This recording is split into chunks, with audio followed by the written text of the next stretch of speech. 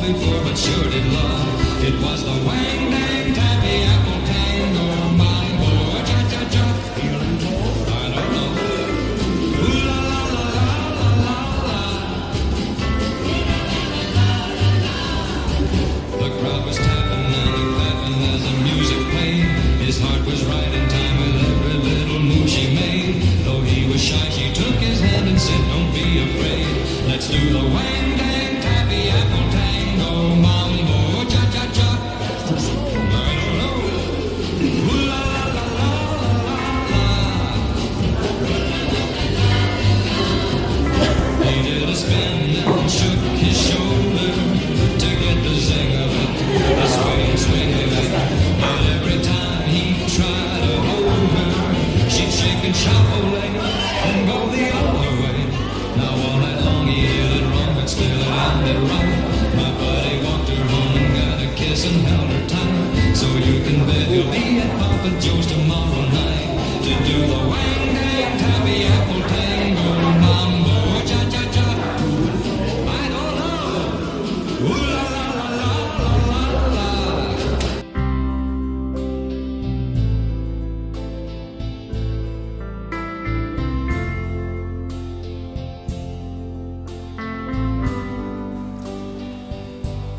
My father is here.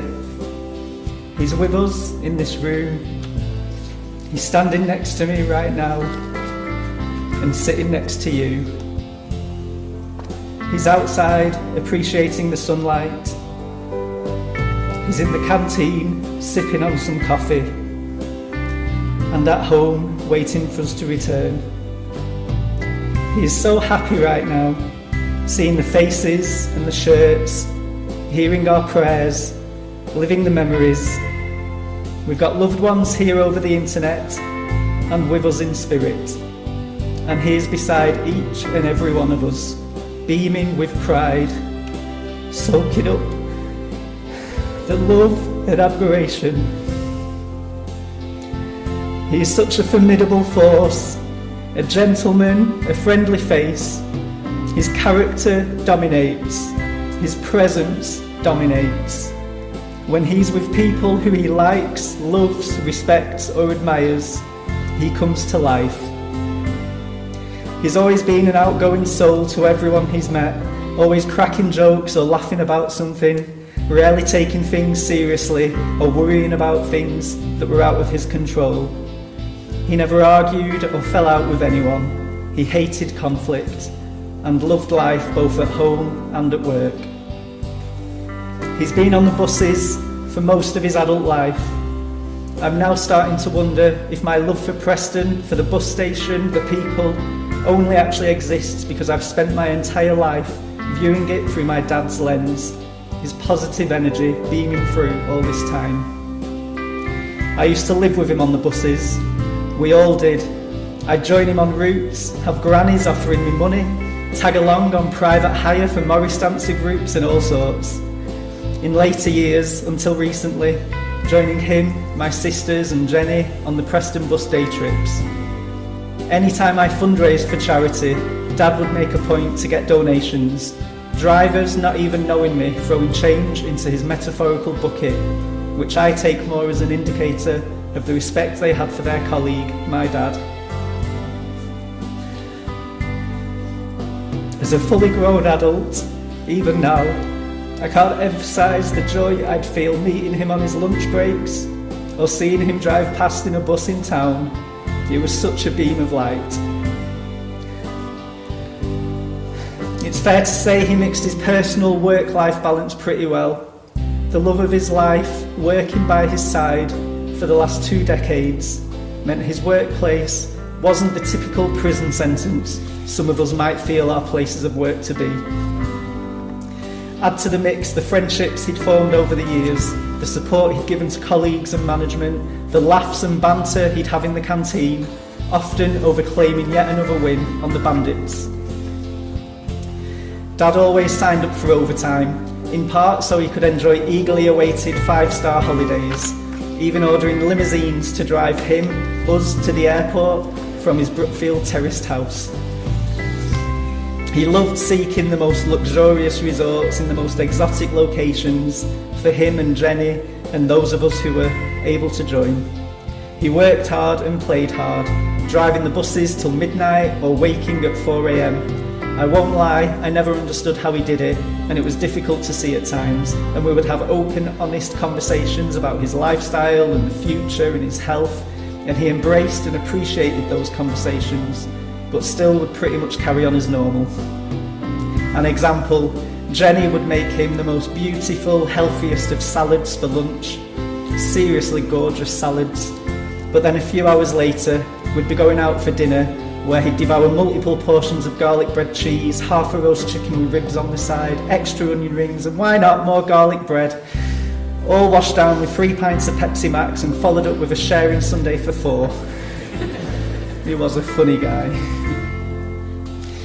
There was a very heartfelt and sincere side to him too, something all of us will have had first-hand experience of. Moments where he'd gone out of his way to do something, potentially only small, but significant enough to remind us how big his heart was. His Auntie Pat and Jenny, both of whom he absolutely doted on, are probably 2 of the most recent recipients of his affection. But for all of us, Dad was caring when there were problems, and for me, always knew exactly what to say and what to do. This warm-hearted demeanour, along with his chilled outlook, has undoubtedly shaped my life. Doing what makes you happy, getting out there and living, not worrying too much, and for that I'm eternally grateful. I like to think I did tell you more than enough times, Dad, but I do love you so much, and I'm so proud of you and your life, and your relationship with Jenny, and I'm so incredibly in love with my life, because of you, and I know you were proud of me too, proud of all of us, and that you loved all of us, and our partners as well. Anyone that we loved, he loved, and welcomed into his home like his own, John and Danny being perfect examples. I can only imagine the pride that would have been on his face at Gavin Amy's wedding, but I saw firsthand, we all would have, how happy he would get, how excited he would be about the different elements of all our lives. Whether it was Darren's uni studies and interest in nutrition, Daniel's dedication to his children, who my dad took away on holiday, supporting Marie, John, Luke and Pip with their church activities, raving it up in Mexico with Louise, or footy, food and TV and film with Heather and Gavin, although there were clear differences there, Harry Potter being a major cause for debate. He loved my writing, which is why I was so determined to be here today and do this. Fundamentally, our passions were his passions. He embodies love, personifies devotion and emits enthusiasm. A stranger to no one, a friendly face to all. Scientifically, I am half of him. 23 of the chromosomes that make me who I am are identical to his. Darren is half of him. Louise and Marie, half of him. Genetically, we are half the man who once stood before us, and I take great comfort and pride in that. His love for life and refusal to fear things out of his control could sadly be a factor as to why we're here now. He refused to spend the last 12 months living in fear, nor subscribing to panic, very much adopting the attitude of what will be will be. He lived his life and loved his life and would have hated to have spent it all isolated in a room. Hindsight can obviously create a whole range of alternate scenarios now, but he'd hate for anyone to feel any sort of guilt or regret or feelings of shoulda, woulda, couldas.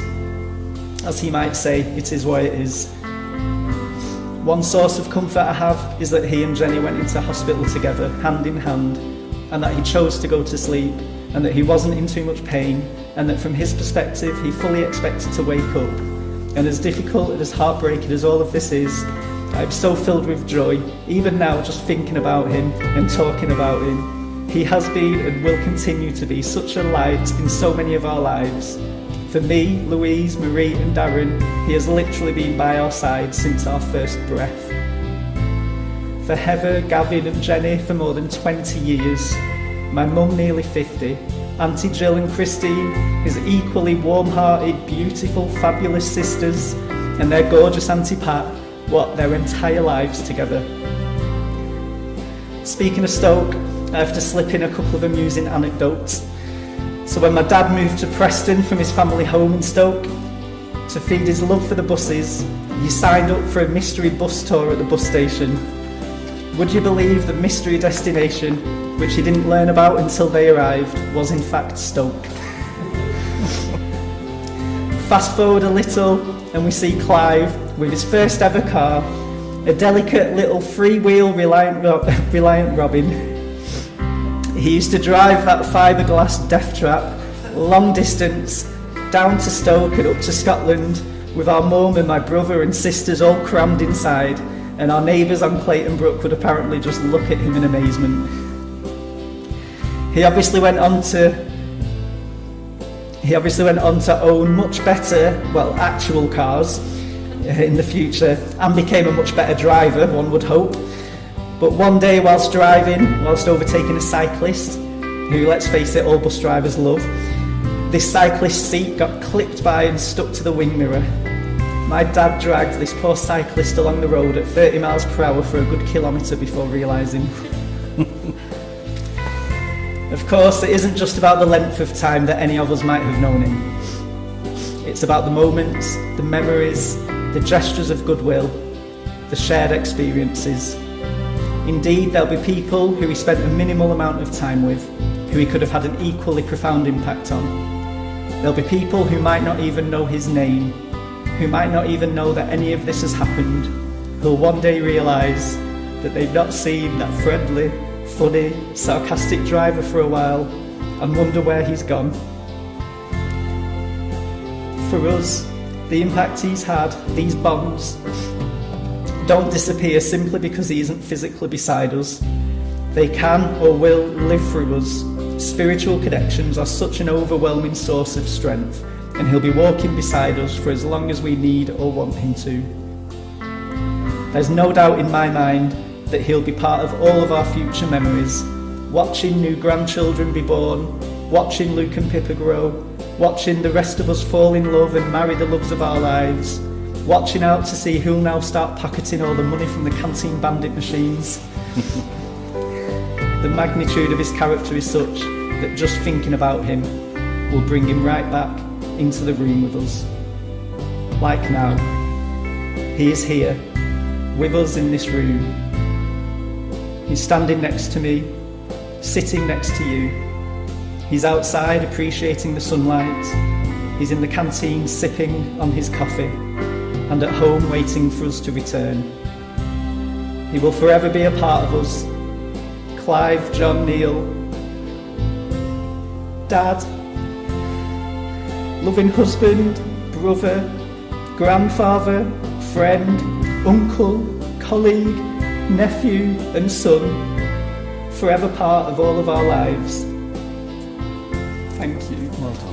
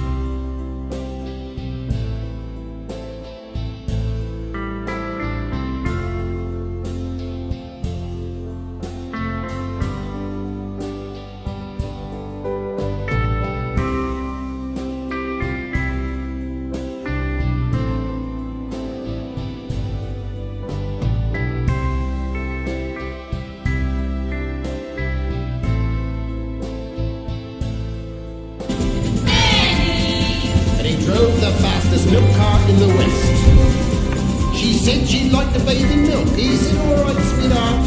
And when he'd finished work one night, he loaded up the cart. He said you wanted pasteurised, cause pasteurised is best. She says, Ernie, I'll be happy if it comes up to me chest. But that tickled old Ernie. And he drove the fastest milk cart in the West. Now Ernie had a rival, an evil-looking man, called Two-Tum-Ted from Teddington, and he drove the baker's van. He tempted her with his treacle tarts and his tasty oatmeal bread, and when she seen the size of his hot meat pies, it very near turned her head. She nearly swooned at his macaroon, and he said, now if you treat me right, you'll have hot rolls every morning and crumpets every night. He knew once she sampled his layer cake, he'd have his wicked way, and all Ernie had to offer was a pint of milk a day. Poor Ernie! And he drove the fastest milk cart in the West. One lunchtime, Ted saw Ernie's awesome cart outside her door. He drove him mad to find it was still there at 4:30. And as he leapt down from his van, off blood to his veins in course, and he went across to Ernie's cart, he didn't half kick his horse, whose name was Trigger. And he pulled the fastest milk cart in the West. Now Ernie rushed out into the street, his gold top in his hand. He said, if you want to marry Susie, you fight for her like a man. Oh, why don't we play cards for her, he sneeringly replied. And just to make it interesting, we'll have a shilling on the side. Now Ernie dragged him from his van, and beneath the blazing sun, they stood there face to face, and Ted went for his bun. But Ernie was too quick, things didn't go the way Ted planned, and a strawberry-flavoured yogurt sent it spinning from his hand. Now Susie ran between them and tried to keep them apart, and Ernie pushed her aside and a rock cake caught him underneath his heart. And he looked up in pain, surprise, and the concrete hardened crust of the stale pork pie caught him in the eye, and Ernie bit the dust. Poor Ernie! And he drove the fastest milk cart in the West. Ernie was only 52. He didn't want to die. Now he's gone to make deliveries in that milk round in the sky, where the customers are angels and ferocious dogs are bound, and a milkman's life is full of fun in that fairy dairy land. But a woman's needs are manifold, and soon she married Ted. But strange things happened on their wedding night as they lay in their bed. Was that the trees a rustling, or the hinges of the gate? Or Ernie's ghostly gold tops are rattling in their crate? They won't forget Ernie. Ernie! And he drove the fastest milk cart in the West.